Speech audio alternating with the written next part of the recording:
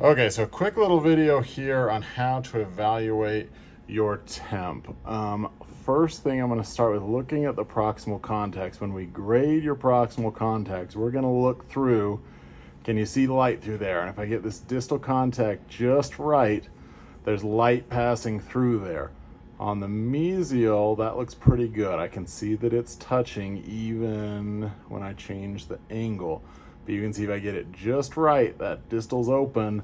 If I look from different angles, it seems like it's closed. But you want to make sure that you've got a good contact. What does this look like with floss? If you don't mind taking that camera. So when we floss, that mesial contact, what we expect is there's going to be some resistance and a snap through. Don't mind that it fell off. Okay, so I'm going to hold that. It should resist and a good snap.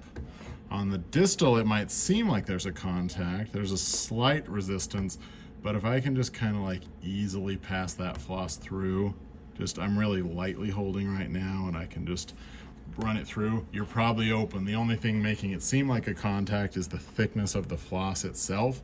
So if your floss can easily work through without a resist and snap, you're probably open. So we want resist. I can't just saw that through with no effort. It resists and it snaps. Whereas this one, if I go just right, I can like slide it and it's barely snapping. So look for that. Make sure you don't lose those easy points on proximal contact. Let's talk occlusion real quick.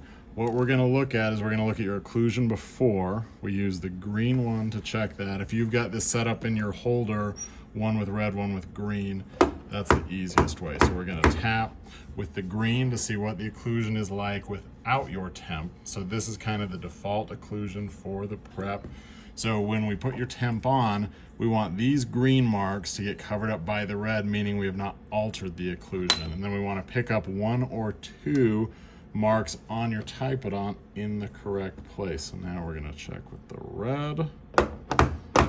Hopefully it's a little high for instruction. It is not high, which is good for this temp. So what we see is that those green spots have been covered over by red, which is good. If there was a little bit of green left, that means we're just slightly high on the temp. So our levels on the temp are pretty good. These aren't donuts or halos.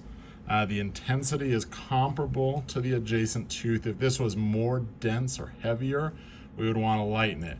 Now, as far as spots go for your temp, functional cusp tips or in the centrum on flat receiving areas, not on non-functional cusps. So no for non-functional cusps, no for inclines, even if the incline is close to a functional cusp tip.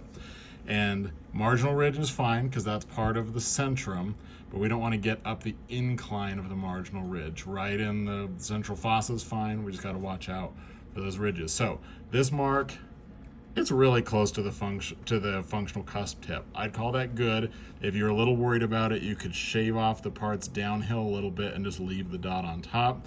That marginal ridge one on a flat receiving area in the centrum is wonderful. Let's call that good.